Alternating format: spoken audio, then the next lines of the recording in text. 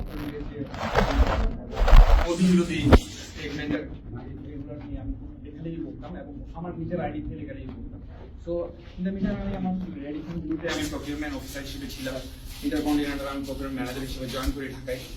এবং ওই সময় মোদি যখন 2020 সালে আসতেছিল তখন আমি মোদির আসার ব্যাপারে প্রতিবাদ জানিয়ে লেখা লিখি, লাইনের একটা স্ট্যাটাস। আমি অফিসে যেদিন আসবো সেই দিন, এর পরের দিনে আমি অফিসে আসার পথে আমাকে হাতে ঝিল এলাকা থেকে ওরা মাইক্রোতে আমার রিক্সা ব্লক করে আমাকে গাড়িতে তুলে নেয়। অ্যান্ড আমাকে প্রথমে র্যাব 11-তে নিয়ে যায় নারায়ণগঞ্জ, ওইখানে একটা সেলে রাখা হয়, কোন সেলে। এর পরের দিন রাতেই আমাকে এখানে নিয়ে আসা হয়। সো নিয়ে এসে আমাকে আমার শার্ট প্যান্ট ছিল, আমাকে লুঙ্গি পরিয়ে দেয় এবং টি শার্ট পরিয়ে দেয়। সো পরার পরে আমাকে, আমি তো ব্লাইন্ড ফোল্ডেড ছিলাম, তো আমি এখানে বলে শুয়ে থাকো তুমি এখানে, এবং don't make any sound. And আমি সেটা করিনি। একটা পর্যায়ে আমি চেষ্টা করছিলাম বোঝার জন্য যে আমি আসলে কোথায়। সো আমি চোখ ব্লিঙ্কিং করে I just trying to lose my blindfold and I saw someone just from this side, he's just moved his hand and trying to getting my attention. So I saw him and he just telling me just sit down, and I sit down and I was just, my handcuff was in the back side, so samne niye asho. So I just did like this, and I was just crying.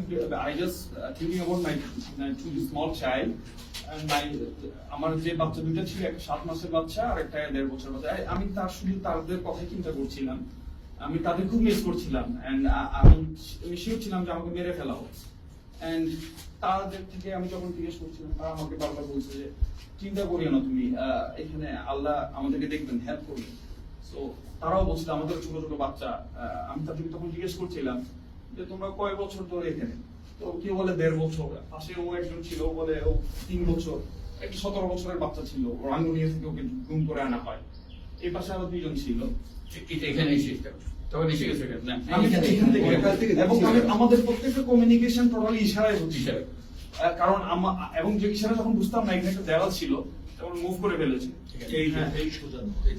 হ্যাঁ, আমরা তখন মানে যখন যে কথা ইশারা বুঝতাম না তখন লিখে মানে বোঝানোর চেষ্টা করতাম। কি দিয়ে লিখতাম? আমরা হাতের আঙ্গুল যে আমি নাম যখন বলতে আমি নামটা বুঝতে পারছিলাম না, তখন তারা এইভাবে করে লোহার বার ছিল, লোহার বার দিয়ে আমরা অপোজিটে আমি দেখছি না। তো ওরা তো আসলে আমাদের ভিতরে সাউন্ড করতে মানা করতো। তো ওরা যখন আসতো তখন সাথে সাথে আমরা আবার ব্লাইন্ড ফোল্ডে যখন আমরা আবার পিছন দিকে গিয়ে শুয়ে যেতাম। এইভাবে করে আমাদের দিনগুলো পার হতো। এবং তারা এবার এই পাশে আমার ডান পাশে একটা ছেলে ছিল, তো কিছুক্ষণ পর পর সে খুব মারতো, তো কন্টিনিউয়াস মারতো এবং ও যতক্ষণ না কান্না থামাতো না, চিৎকার থামাতো না, ওকে মারতো।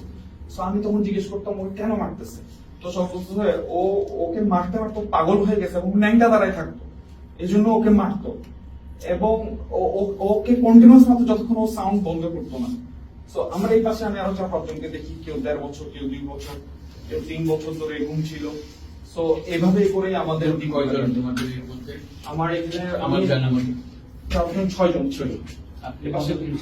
আমি ব্যান্ডে ছিলাম। তোমাকে এনেছিল জাস্ট মোদির বিরুদ্ধে স্ট্যাটাস আর পরের পরছি বাকিদের কোনো পরিচয় জানতে পেরেছিলে? আমি একজনের নাম জানছি সাইফুল, 2 জনের নাম জানতাম না, 2 জনের নামই সাইফুল ছিল। পলিটিক্যাল অ্যাক্টিভিস্ট বা ছাত্র? আপনার নামটা? কিছুই না। আপনার নামটা? আমাদের মাসরুর আনোয়ার চৌধুরী। এখানে কি সিচুয়েশন কিছু ছিল না, এখানে একটা ইয়া ছিল, কম্বলের একটা এক প্লেয়ারের কম্বল, একটা বিছানা ছিল, আর কোন বালিশ টালিশ ছিল না, একটা কাপড় ছিল। হ্যাঁ, পরে ওই সাইফুলদেরকে তুমি আর খুঁজেছিলে? জানো ওদের কি অবস্থা? আমি শুনেছি সাইফুল মানে পরবর্তীতে ওকে ছেড়ে দেওয়া হয়, বাট ও কোথায় আমি আর ট্রেস করতে পারি। কবে থেকে কবে ছিলেন, কোন সময়? 2020 সালের মার্চের 1 তারিখ থেকে 10 তারিখ পর্যন্ত। আসলে এখান থেকে ছাড়ার পরে যে মামলা দেওয়া হতো আমি। ও আচ্ছা, আমাকে এরপর 10 দিন আসার পরে আমাকে যখন ওরা এখান থেকে নিয়ে যায়, আমাকে ফিশ এরকম করে একজনের সাথে কমিউনিকেট করতো, no sound at all. So তারা বলা কি তুই 2 রাকাত নফল নামাজ পড়ে নিস, তোরা এখান থেকে বের করতেছে। সো আমি ধরে নিয়েছি আমাকে ক্রস মারা দিব, মেরে ফেলবে। সো আমি আসলে কালামা পড়ে নিয়ে দোয়া পড়ে, এরপর আমাকে আবার নিয়ে যাই সো নিয়ে যাওয়ার পরে আমার সাথে কিছুদিন আগে আমার দেশ নিউজে আমাদের এই লিড নিউজ এসেছে যে 3 প্রকৌশলীকে গুম, লিড নিউজ এসেছে। এখানে আমার সাথে আরো 2 জনকে গুম করা হয়। জাস্ট তারা আমার সাথে বসে চা খেত, আমার সাথে তারাও ভালো ভালো কোম্পানিতে, একজন চুয়েটার ইঞ্জিনিয়ার, একজন সফটওয়্যার ইঞ্জিনিয়ার, একজন ইলেকট্রিক্যাল ইঞ্জিনিয়ার। সো জাস্ট আমার সাথে তারা হাঁটতো, কথা বলতো, সেই জন্যই তারা নিয়ে এসেছে। সো পরবর্তীতে আমাদেরকে যেই দিন প্রকাশ করা হবে মিডিয়ার সামনে, তার আগের দিন রাতে নারায়ণগঞ্জে একটা হোটেলের সামনে ওরা নিয়ে যায় গাড়ি করে। আমরা 3 জন এবং সাথে আরেকজন হুজুর, যাকে আরো 2 সপ্তাহ আগে গুম করে তারা রেখেছিল র্যাব 11 সেল। তো ওইখান থেকে আমাদেরকে নিয়ে যায়। একটা ব্যক্তি, যে লোকটা গাড়িতে ড্রাইভারের পাশে ছিল, সে ওই সামনে গিয়ে এই ধর ধর জঙ্গিধর বললো। তো জঙ্গিধর বললো, এখন মানুষ তাকায় আছে।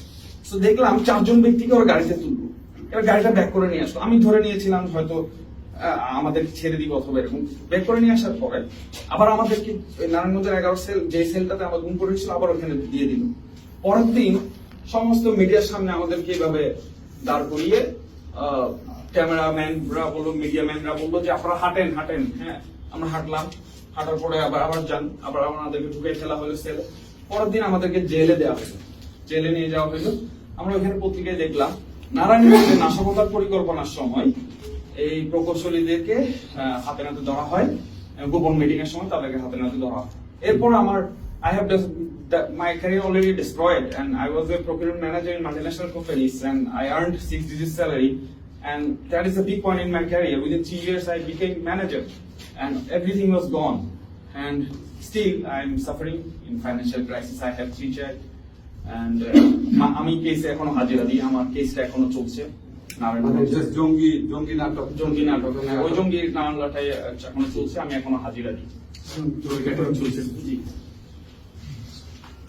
পাশাপাশি এখন ওইখানে সেলে লেখা আছে।